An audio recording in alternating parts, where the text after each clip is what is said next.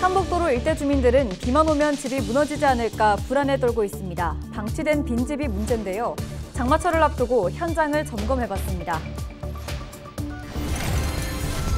부산의 한 폐수처리 공장에서 폭발이 발생해 작업을 하던 60대 남성 3명이 다쳤습니다.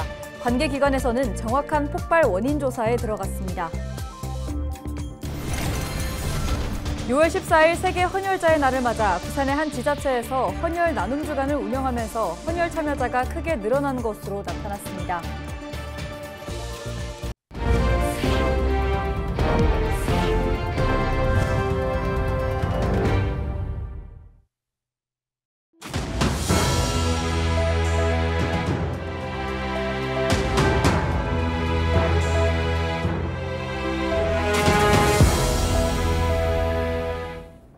시청자 여러분 안녕하십니까?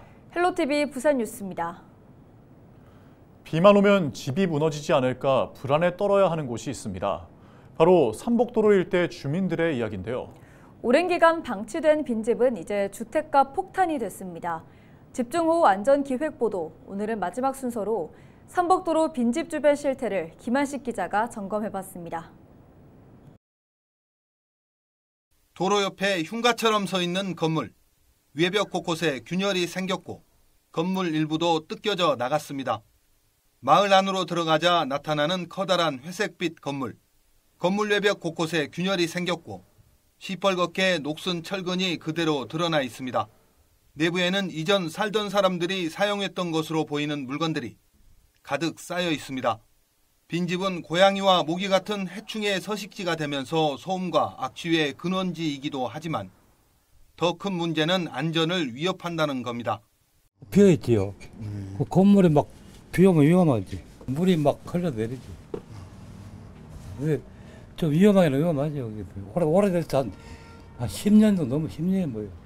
빈집이 많아요. 지금 이 뒷집 여기도 빈집이 있어가지고 불안해요 전부 다들. 비 좀 많이 하면 뭐 뒤에서 삐쳤나 이거 꼬라이 하서도 물이 내려간 데가 없어가지고. 6.25 전쟁 당시 피난민들이 자리 잡으면서 형성된 부산 삼복도로 원도심. 마을에 설치된 구조물 역시 오래됐습니다. 삼복도로 일대는 가파른 경사를 따라 주택들이 지어져 있습니다. 때문에 안전사고를 위해 콘크리트 난간이 설치돼 있는데 세월이 오래돼 부식되고 곳곳에 균열이 생겼습니다. 대도시인 부산에서도 빈집은 골칫거리가 된 지 오래입니다. 지난 2020년 1월 기준 부산 지역 전체 빈집은 5천여 채. 하지만 이 수치는 무허가 빈집을 제외한 것입니다. 실제 부산 시내 한 기초지자체의 빈집 1,200여 곳 가운데 무허가는 755채로 전체의 60% 넘게 차지하는 것으로 나타났습니다. 특정 지역의 사례를 전체에 적용하기는 어렵지만 실제 집계보다 훨씬 많은 빈집이 있을 것으로 추정되는 대목입니다. 문제는 이런 빈집들이 폭우와 태풍에 매우 취약하다는 점입니다. 지자체가 지정한 인명피해 우려 지역은 주로 산사태 취약지역과 반지하 주택가, 해안시설인데 빈집은 빠져있는 것도 문제입니다. 특히나 부산에 있는 빈집 같은 경우에는 경사도가 있어가지고 여름철 태풍이라든가 장마로 인해서 붕괴 우려가 더 크고요. 그리고 만약에 붕괴가 됐을 경우에는 이게 도미노 형태로다가 산사태라든가 아니면 밑에 있는 집까지 영향을 미칠 수 있기 때문에 기후변화로 인해 집중호우가 더 잦아지는 장마철이 다가오고 있습니다. 빈집 주변 전체는 아니더라도 건물 위험도에 따라 사전 점검과 대비가 필요하다는 게 전문가들의 지적입니다. 헬로티비 뉴스 김한식입니다. 13일 오전 10시 20분쯤 부산 사상구 감전동의 한 폐수처리 공장에서 폭발이 발생했습니다. 이 사고로 60대 A씨 등 작업자 3명이 다쳐 병원으로 이송됐습니다. 또한 공장 건물 2개 동이 파손됐습니다. 경찰과 소방당국은 폐수 슬러지 건조 설비에서 폭발이 발생했다는 관계자의 진술을 토대로 정확한 폭발 원인을 조사하고 있습니다. 13일 새벽 1시 30분쯤 부산 영도구의 한 오피스텔 6층에서 불이 났습니다. 불은 벽걸이 에어컨 등을 태운 뒤 10여 분 만에 진화됐습니다. 불이 나자 오피스텔 거주자 50명이 긴급 대피했고 이 과정에서 10대 남성이 연기를 흡입해 병원으로 이송됐습니다. 소방당국은 에어컨 전선이 끊기면서 불이 난 것으로 보고 정확한 화재 원인을 조사하고 있습니다.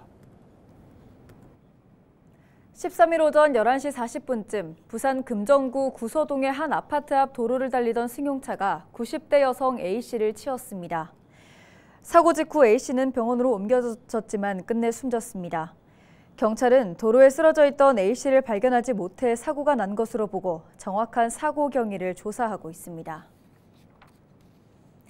과외 애플리케이션으로 알게 된 또래 여성을 살해하고 시신을 훼손한 혐의로 재판에 넘겨진 정유정이 대법원에서 무기징역을 확정받았습니다.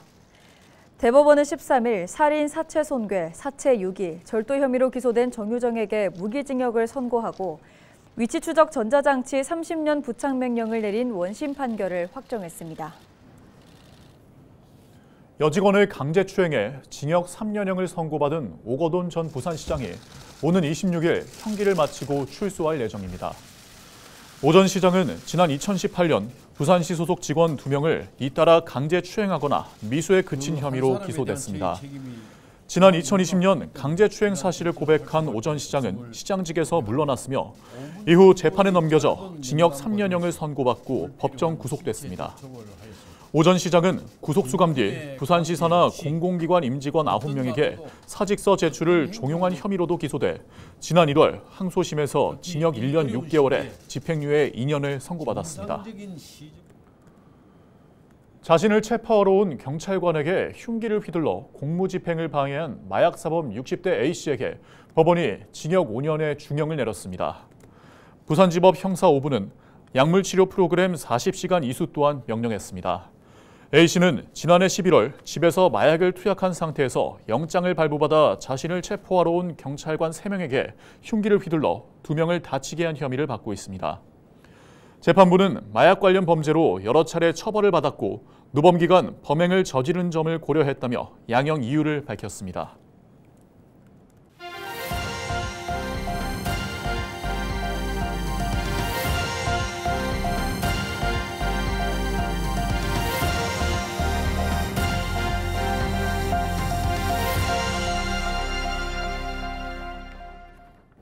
매년 6월 14일은 세계 헌혈자의 날입니다.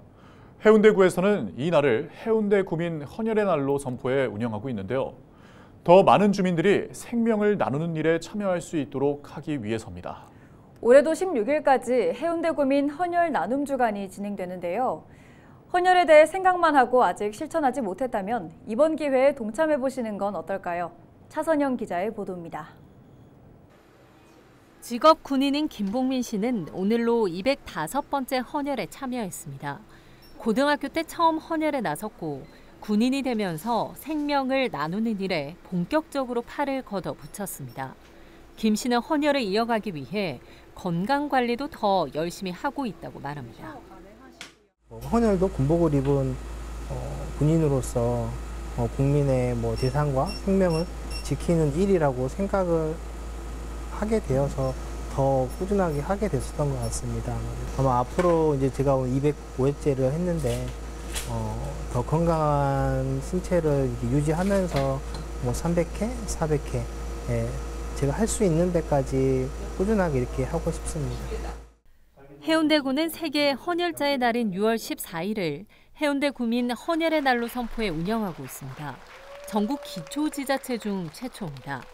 헌혈이 가능한 인구가 줄어들고 중증 수혈 환자는 증가하는 등 헌혈의 필요성과 의미를 많은 사람들에게 알려 지역 내 혈액 수급 문제를 해소하기 위해서입니다.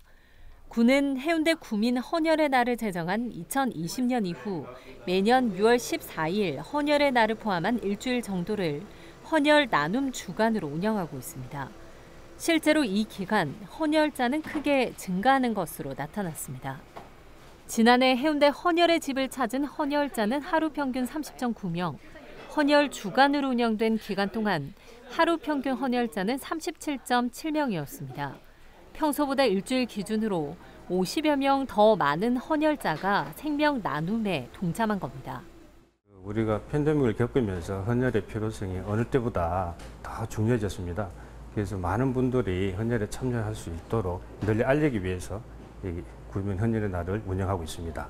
6월 10일부터 6월 16일까지 생명 나눔 헌혈 주간을 운영합니다. 많은 분들의 참여를 부탁드립니다. 대다수 시민들이 마스크를 벗고 일상으로 돌아갔지만 헌혈자 수는 코로나19 이전 수준을 회복하지 못하고 있습니다. 일초의 따끔거림만 참으면 누군가에게 희망을 주는 가장 따뜻한 선물인 헌혈. 이번 주말 헌혈에 동참해 보시는 건 어떨까요? 헬로티비 뉴스 차선영입니다. 오는 7월이면 부산에서 처음으로 수영구 밀락수변공원을 금주구역으로 지정해 운영해 온 지 1년이 됩니다. 1년이 지난 지금 과연 어떤 모습일지 현장을 다시 취재했습니다. 먼저 밀락수변공원 일대 상권은 어떻게 변했을까요? SK브로드밴드 부산방송 김윤정 기자입니다. 1년 전 부산 수영구 밀락수변공원. 광안리 바다를 배경으로 그늘막 아래 마련된 계단 층층이 방문객들로 빼곡합니다. 하지만 지금 더위가 시작됐지만 밀락수변공원은 한산하기만 합니다.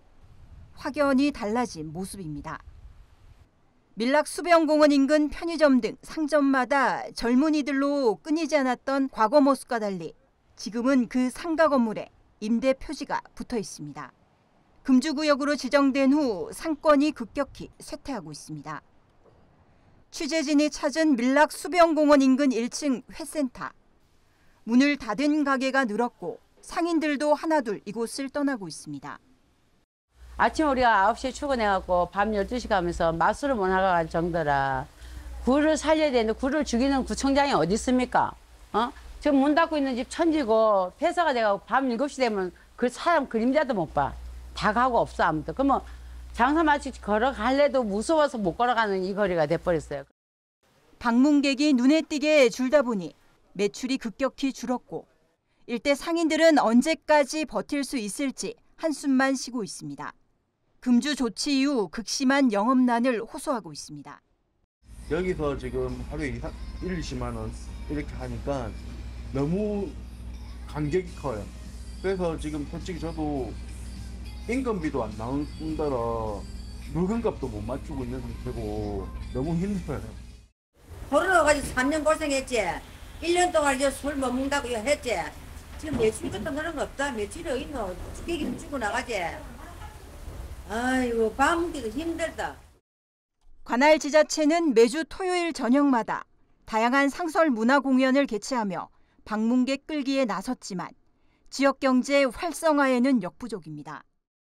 이걸 빨리 풀어주든지 아니면 그런 행사를 하지 말든지 그 사람들이 와서 보고 먹거리를 먹고 가면 상관이 없는데 차 댈 데가 없어. 손님을 다 도로 가는 사람이 많아요.